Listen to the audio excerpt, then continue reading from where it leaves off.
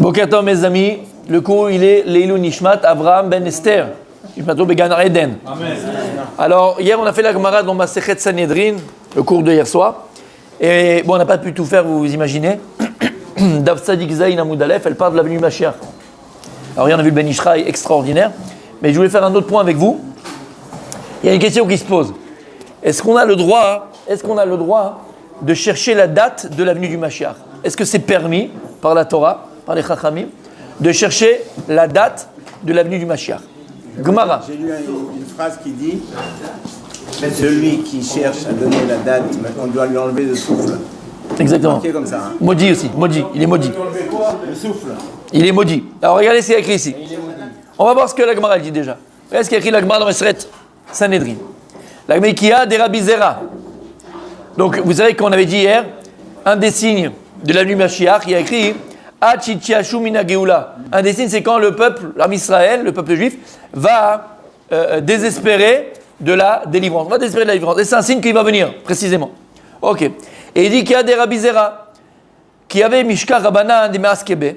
Lorsque Rabbi Zera, il a trouvé les Chachamim en train d'étudier la Sugia de Biyat HaMashiach, lorsqu'il a vu les Chachamim en train d'étudier ce sujet de l'avenue du Mashiach, à Marlé où il leur a dit je vous demande, je vous supplie, s'il vous plaît, la terachakouha, n'éloignez pas l'avenue du Mashiach, arrêtez. C'est que quand ils voyaient les Chachamim en train de commencer à spéculer, parler Biyat HaMashiach, ils voulaient les arrêter. S'il vous plaît, arrêtez d'étudier ça. Pourquoi? N'éloignez pas sa venue, n'éloignez pas l'avenue du Mashiach. Detanania, parce qu'il y a écrit dans une braïta, Shlosha ba'in be'sechadat. Il y a 3 choses qui viennent, be'sechadat, sans qu'on s'en attende. 3 choses qui viennent sans que tu t'en attendes. Ve'elouen. Voici qui sont. Qui c'est? Mashiach. Mashiach vient be'sechadat. Mashiach viendra quand on l'attendra pas. Au moment où on l'attendra le moins, on ne l'attendra pas. C'est un moment où on dira c'est impossible. Ça c'est impossible. Maintenant ma chérie va venir. Maintenant ma chérie va venir. C'est impossible. Regarde le dor, regarde la génération dans laquelle on est. Maintenant il va venir, on est méritant. Metzia, c'est quoi Metzia? Non, Metzia, une trouvaille. C'est-à-dire que c'est plus une trouvaille. Si tu l'as cherché, tu l'as trouvée, c'est plus une trouvaille. C'est quoi? Tu marches dans la rue, ah, tu as trouvé une bague par terre. Tu n'as pas pensé à elle. Eh bien, ouais, tu l'as trouvée. Ve akrav. Akrav c'est quoi? C'est le scorpion qui pique l'homme. Tu n'as pas pensé au scorpion et puis il y a un scorpion qui t'a piqué. Tu n'as pas pensé à lui, tu ne l'as même pas vu, tu n'as pas fait attention. Donc il dit il y a 3 choses qui viennent be'sechadat. Il y a 3 choses qui viennent sans y avoir pensé. Donc a priori, de cette Gemara dans Masechet Sanhedrin, regarde comment il a été dur, Rabbi Zera. S'il vous plaît, arrêtez d'étudier Biyat HaMashiach. Arrêtez, il leur a dit. Parce qu'en faisant ça, vous le repoussez. Parce qu'en fait, voilà, les gens, ils vont se désespérer. Il n'est pas là. Voilà, regarde le matzav. Et arrêtez. Alors, Tachles, est-ce que, Behemet, on a le droit d'étudier sur la vie du Mashiach, comment ça va être, quand est-ce qu'il va arriver, chercher les dates? Écoutez bien. On le voit à Bichlal, dans... Je vous ai ramené Rashi hier, on a déjà ramené Rashi. Rashi, il ramène et il dit que normalement, après la destruction du 2e temple, le Mashiach, il aurait dit arriver... 172 ans. 172 ans après. Et Rachid dit Lama, d'où je sais que c'est 172 ans. Il aurait dû venir, c'était la date de la Géoula. Lama, Vaya Ekev Tishmeun. Et on a dit, c'est écrit dans Parashat Ekev, et si vous m'écoutez, voilà. Et si on n'écoute pas, voilà. Donc Ekev, Aïn, Kouf, Bet, 70, 100 plus 2, ça fait combien? 172.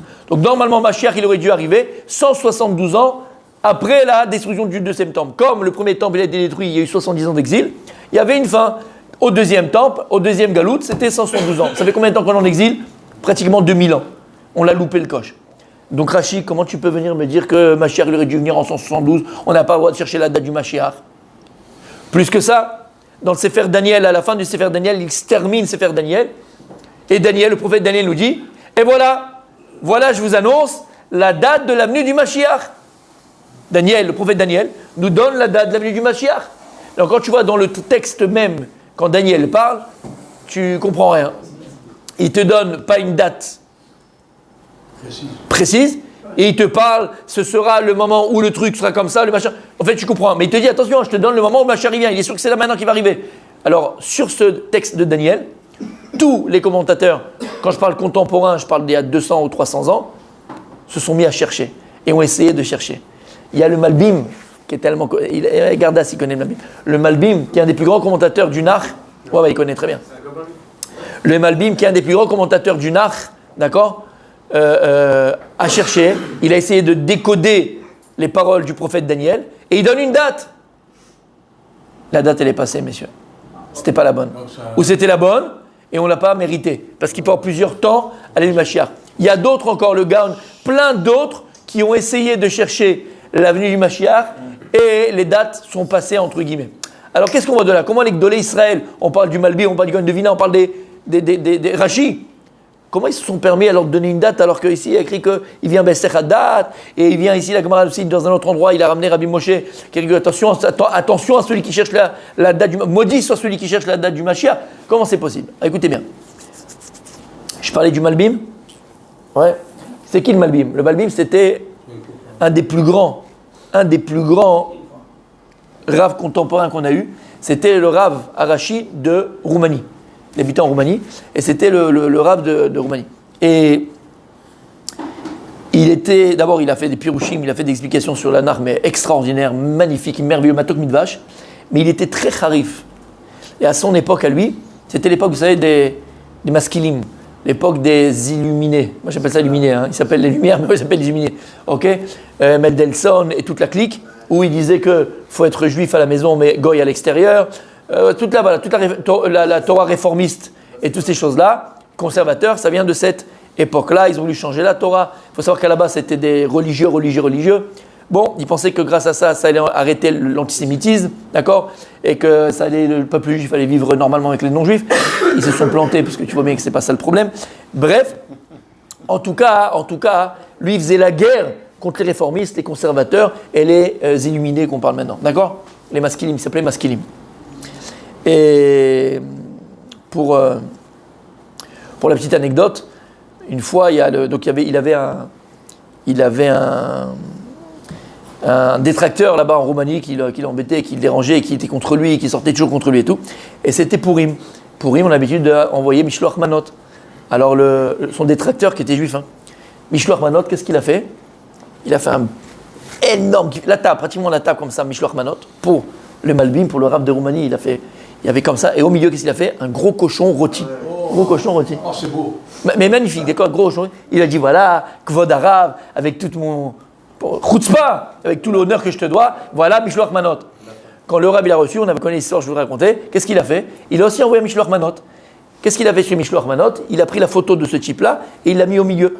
Et il lui a dit, de la même manière que tu m'as envoyé, d'accord, ton Mishloach Manot, moi je t'envoie le même, tiens, voilà, mais j'ai pas pu en acheter, Kilou c'est la photo d'un cochon, voilà, c'est à quoi tu ressembles. C'était très très piquant. Et une fois ce détracteur-là, il lui a dit, comment tu peux te permettre, toi, d'avoir écrit dans tes Pirushim la date de la nuit du Mashiach? Il y a écrit dans Maseret Sanhedrin que c'est interdit, qu'on n'a pas le droit, maudit celui qui le fait. Et comment vous avez permis? Vous les Chachamim, vous faites ce que vous voulez. Il n'y a pas que toi, l'autre il l'a fait, Rachid l'a fait, l'autre il l'a fait. Vous êtes des arnaqueurs, vous êtes des charlatans, des machins.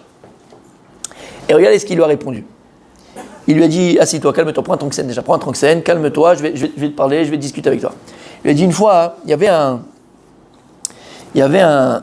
papa, un monsieur, qui travaillait dans un village. Et dans son village, il avait un petit magasin, tu sais, les brocantes, un peu les puces, la petite puce. D'accord? Et comme un antiquaire. Mais bon, il était dans son village, d'accord? Et il y avait beaucoup, un petit village, machin. Et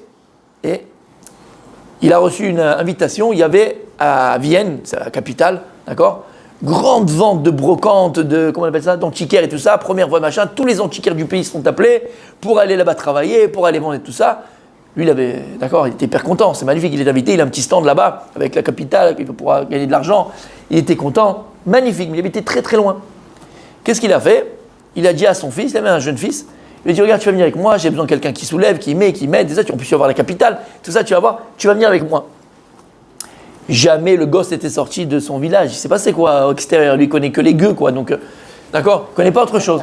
La capitale, avec des grands bâtiments, avec le tramway, le machin, c'était pour lui, C'est la Yeshua, quoi. C'est quelque chose qui est unique. C'est Disneyland à côté, c'est la rigolade. Et donc, le jour J, il arrive, il prend une calèche, d'accord, une diligence, une calèche qu'il y avait à l'époque, et ils mettent tout dans les trucs, et ils s'en vont. Il y a le cocher qui est là, lui avec son fils dans la diligence, dans la calèche, et ils s'en vont et tout ça. Et le gosse, il est comme un fou, t'imagines où il va aller là, comme un fou.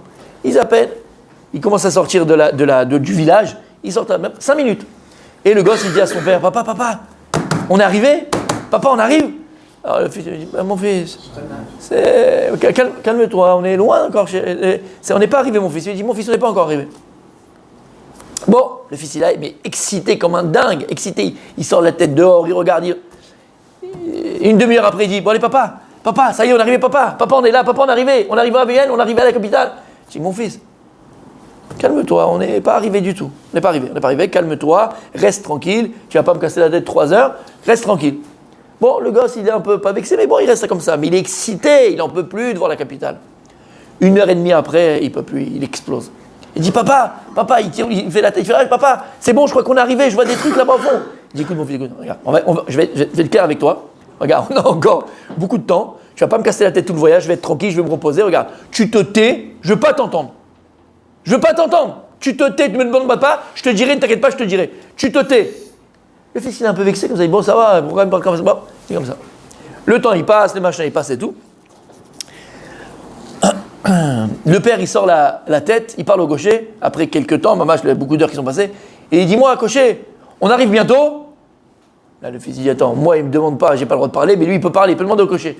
Et le cocher lui dit, ouais, dans une petite demi-heure, là, petite 3/4 d'heure, je pense qu'on est arrivé. Et là, le fils qui explose. Il dit, papa, attends. Ce qui est bon pour moi, c'est pas bon pour toi. Moi, quand je t'ai demandé 3 fois, 4 fois, papa, on arrive, qu'est-ce qu'il m'a dit? Tais-toi, stop, tu me casses la tête. Et toi, tu arrives, tu demandes au cocher, on arrive, oui. Et lui, il te répond dans 3/4 d'heure, une demi-heure. Pourquoi toi, tu peux, moi, je peux pas? Il lui a dit, écoute, mon fils, moi, je savais combien de temps ça allait mettre pour arriver là-bas. Je sais que c'est à peu près entre 10 et 11 heures. On est bien sorti à 5 minutes, tu me demandes, papa, on arrive. Dans 11 heures, si c'est dans 11 heures qu'on arrive, tu vas péter un câble, tu vas me tuer tout le truc. Je t'ai pas répondu. Après une demi-heure, tu m'as demandé, mais c'est dans 10 heures qu'on arrive.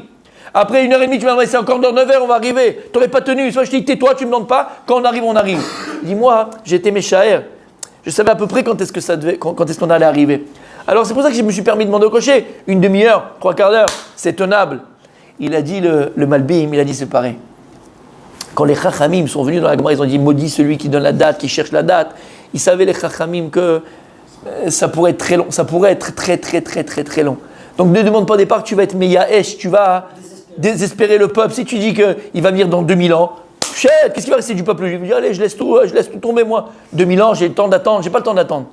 Mais il lui a répondu à ce détracteur, il dit là, il est dans les 1700, 1800, il lui a dit là, on est à la fin, on arrive au bout, dans quelques temps on arrive. C'est pour ça que là, on peut se permettre de chercher la date, d'essayer d'espérer. Comme ça, il a répondu le Malbim. Rachid, c'était 1000 ans avant. Rachid, c'était 1000 ans avant, t'imagines? Il n'a pas donné la date. Rachid, il a juste dit, il aurait dû venir avant. D'accord? Il n'a pas dit qu'il a eu. Eux, ils ont cherché la date mamache. D'accord? Donc, en vérité, voilà, aujourd'hui, et tu continues la Gemara, Bezrat Hashem, on va voir la Gemara ensemble. D'accord? Aujourd'hui, on est arrivé à la fin, pratiquement, de l'an 6000. On arrive à l'an 6000. Et on sait que Mashiach, il doit arriver avant l'an 6000. On est, Mama, juste avant Biata Mashiach. Là, Badaï qu'on a le droit de parler du Mashiach. Badaï qu'on a le droit d'espérer. Espérer, c'est tout le temps. Mais pas que d'espérer, d'étudier pour espérer sa venue. De savoir comment il va venir, quand est-ce qu'il va venir, peut-être qu'il va venir. On a le droit. Maintenant, est-ce que, comme j'ai dit pendant le cours d'hier, est-ce qu'il y a une toilette, est-ce qu'il y a un bénéfice, Béhémet, d'essayer à chaque fois de chercher, c'est sa venue, c'est pas sa venue, c'est aujourd'hui, c'est pas aujourd'hui? Je ne sais pas. La vraie toilette, le vrai bénéfice qu'on a, c'est qu'est-ce que je fais moi pour que hâter sa venue. C'est ça la vraie chéla. C'est ça la vraie question qu'on doit poser et c'est ça qu'on doit se dire. Qu'est-ce que je fais moi aujourd'hui pour hâter sa venue? Est-ce que je travaille Mimidot? Est-ce que je travaille Maïmouna, ma foi? Est-ce que je travaille Ben Adam Lachavero, mon comportement avec autrui? Est-ce que je me renforce dans les mitzvot? Est-ce que je me renforce dans mon étude de la Torah? C'est ça qu'il faut se demander. Qu'est-ce que moi je peux faire de manière active pour hâter sa venue? Chercher, essayer d'imaginer entre guillemets la date bidiouk de sa venue. Bon, c'est sympa, c'est Indiana Jones, mais qu'est-ce que ça va m'apporter finalement? Si tu sais, et on sait très bien comme j'ai dit hier, que sa venue elle dépend que de nous, de notre comportement, de comment on va être, de comment on va se renforcer. Donc Béhémet, c'est permis de chercher la date du Mashiach.